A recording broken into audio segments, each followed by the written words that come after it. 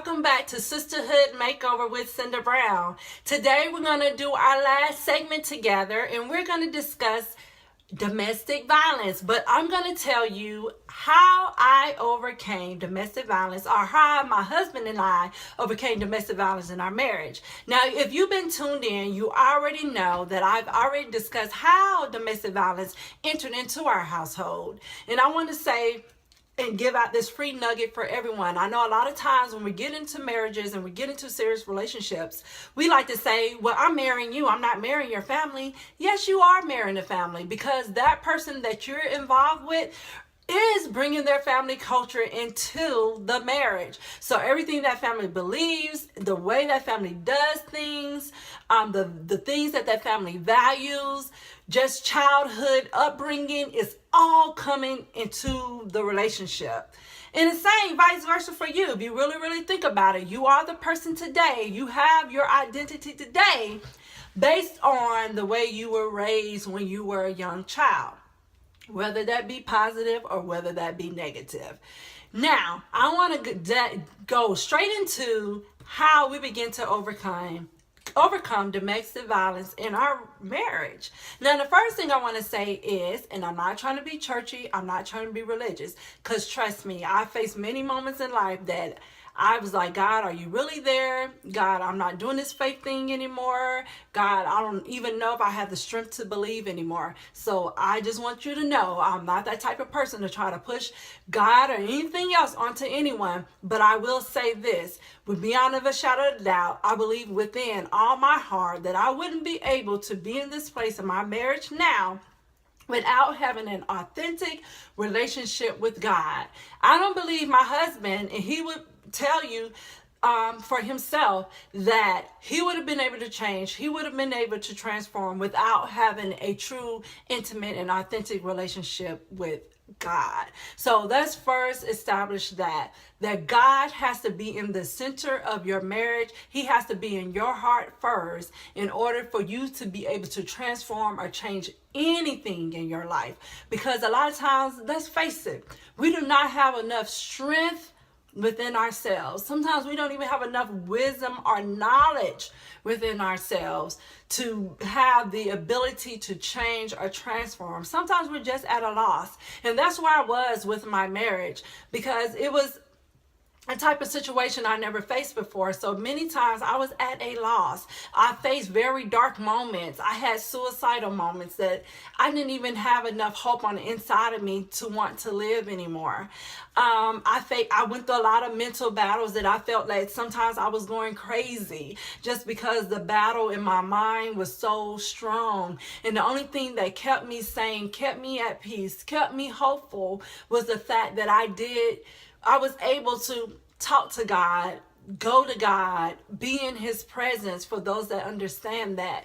So God was a very intricate part of how we begin to overcome domestic violence. And I wish my husband was here today to speak on his own behalf, but he has to work and he's traveling and different things like that.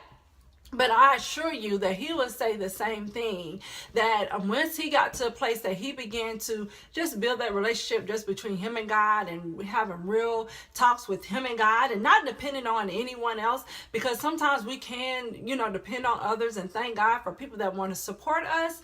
But until you get to a point that you can really face yourself and be honest, and sometimes the only person you can do that with is God, because no judgment is going to come with it.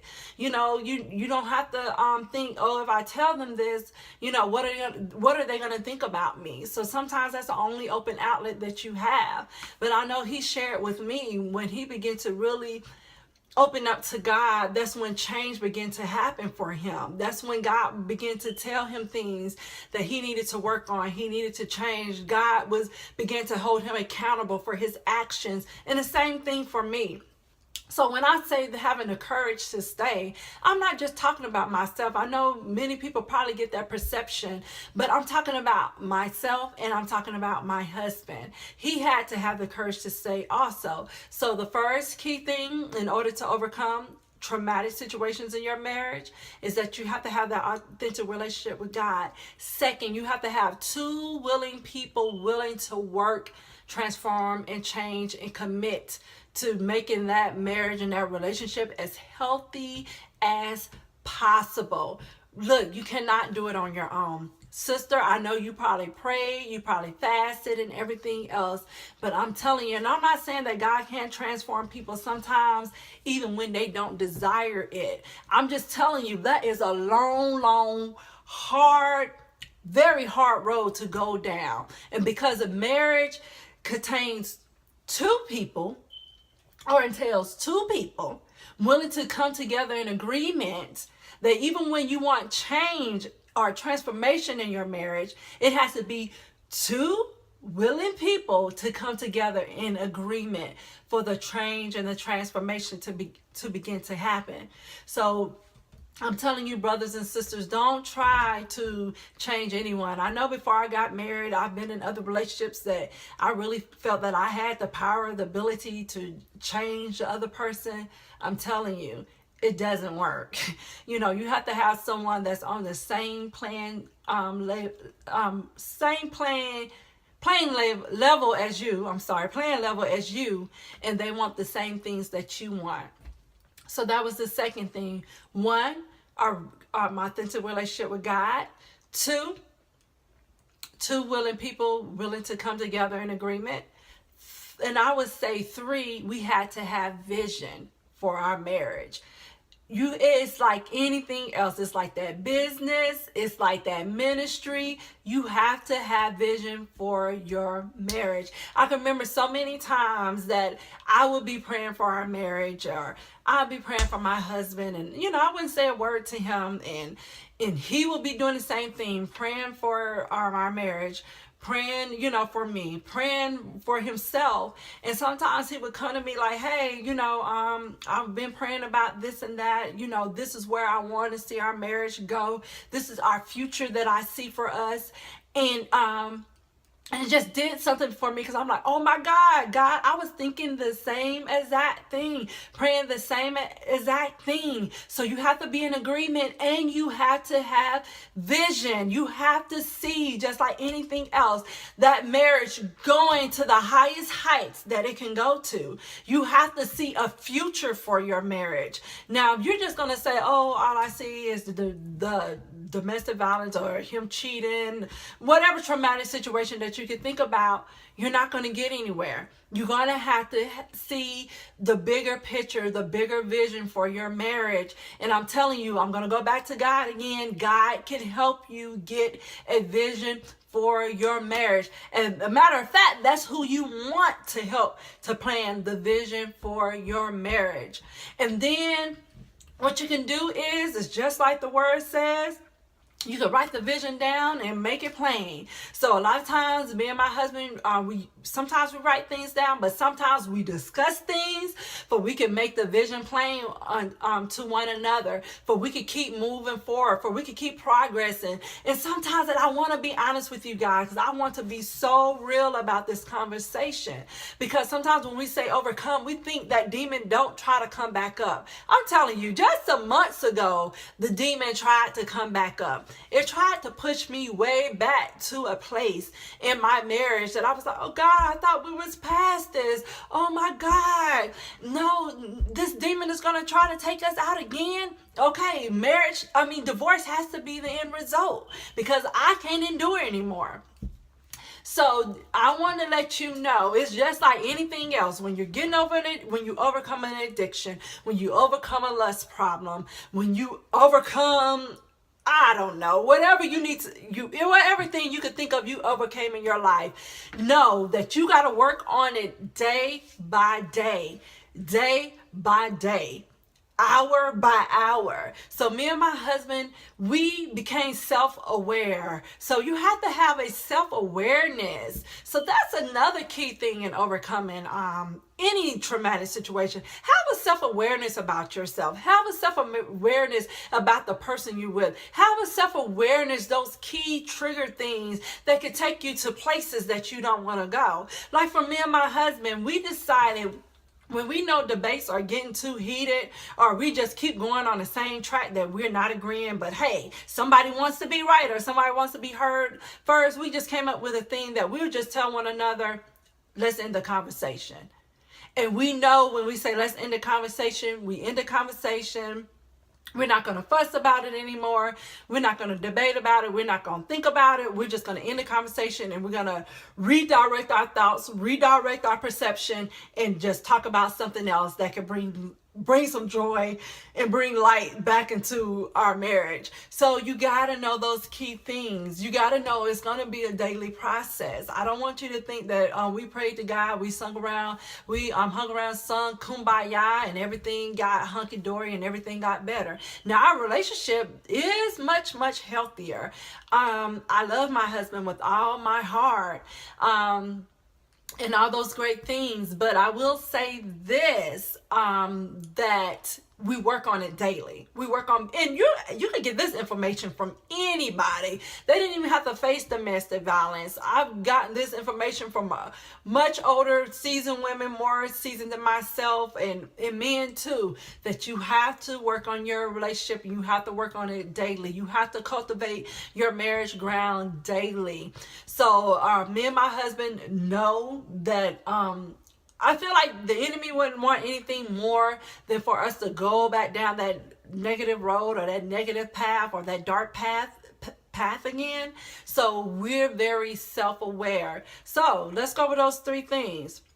Authentic relationship with God, 2 willing people willing to come into agreement for change, and then 3, self-awareness. Isn't that awesome?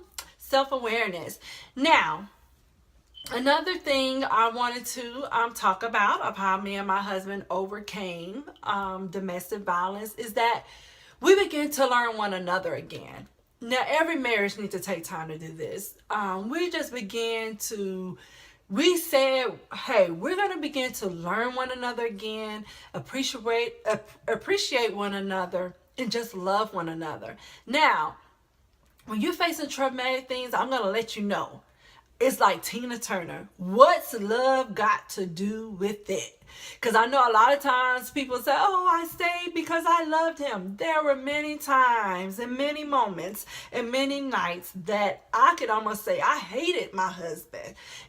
So for me, it didn't have anything to do with it sometimes. It was just, I guess, a tenacity that God had placed on the inside of me, and just a peace and a willingness that God had placed on the inside of me, saying that, Cinda, hey, this marriage could work. Be patient with it. Separate the moments you need to separate to protect yourself, and do the things you gotta do to become healthy and whole again. But there's many moments that I felt like I did not love my spouse. I felt like I hated him, and how could he be taking me through this? So what love got to do with it? But I could say now, and I could say with a pure and honest heart, that I love my husband all my might. And now that we're going through the process of really learning one another and taking that time to just love on one another and, take care of one another, I see just the awesome man that he is. I mean, I seen that even when we got married, but it's almost like God is beginning to let it be like a rebirth of our marriage. But it's even better. I don't even know if I want to say rebirth, because it said, well, it can be rebirth. Our marriage has been born again, but it's even better than the first time around, because we're both much more healthier adults that are accountable for our actions, and that keep one another accountable for our actions, and that love one another. So now, I want to be honest with you again. Do I still have like mental battles or mental struggles? Nowhere as near as what I used to have, but I still have thoughts that try to rise up in my mind that like I battle with the thought like for months. I would just say probably in August is when I stopped having the mental battle. I'm thinking to myself, okay, God, am I going to be a lifetime story situation that I decided to, love my husband, stay with my husband, and he goes on a tangent or a rage one day, and then he takes me out. I'm no longer in existence. So I'm just going to be real with you, because there's no reason to have this conversation if we're not going to be real with one another. I still have those mental battles that I have to battle every day. But I've talked to people that have came out of traumatic situations, or overcome traumatic situations, like say someone that's been addicted to drugs. And I'm telling you, the mental battle is real. I mean, the mind be telling them, hey, you want to go smoke that pipe one more time. Hey, things are getting tough. You want to go ahead and get a hit. So it's real. It's real. So I put that out there to say that, again, it's a daily process, and you have to work on it each and every day.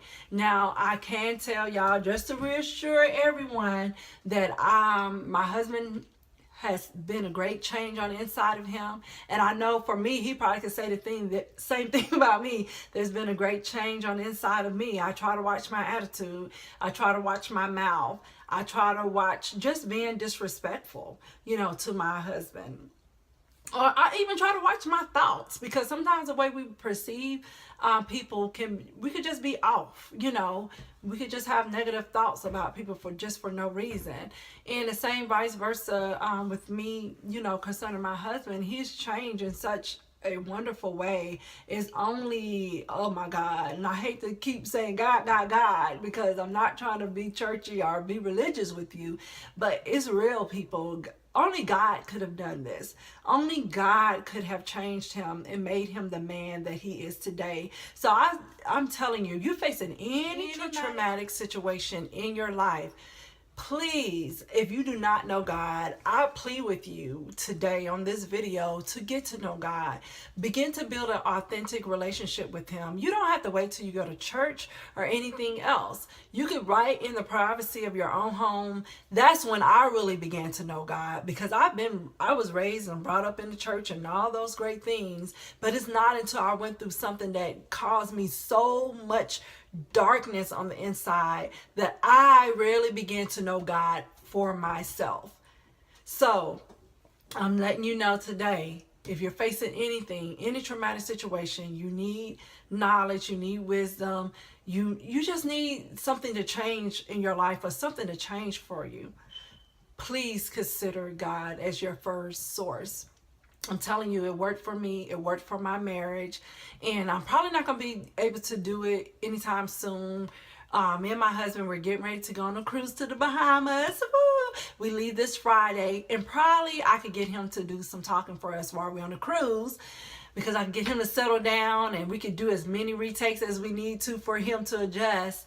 But I really want him to kind of talk to you guys and share his story and share his heart, for it could be that more real to you. You won't think, okay, this is just Cinda talking, about how she didn't overcame domestic violence, how she knows she overcame. I promise you guys, this thing is real. God did it for us. And that's all I can say. I'm sitting here trying to think of other little nuggets to give you, to tell you how you could do this or you could do that. But the bottom line, at the end of the day, God did this thing for us. He changed our marriage. He transformed me as a person. He transformed my husband. Then he brought us together as a whole. And just to see how we operate now together, we're always giving one another like high fives, like, ooh, we're doing good, and different things like that. And we just really have a good time with one another, laugh a lot, and just genuinely love one another. So I'm not going to hold you guys any longer, but I want to make sure that I made this last video, as I promised, just to begin to tell you some things of how you could begin to overcome things in your life. It doesn't have to be domestic violence. It could be your husband is cheating on you.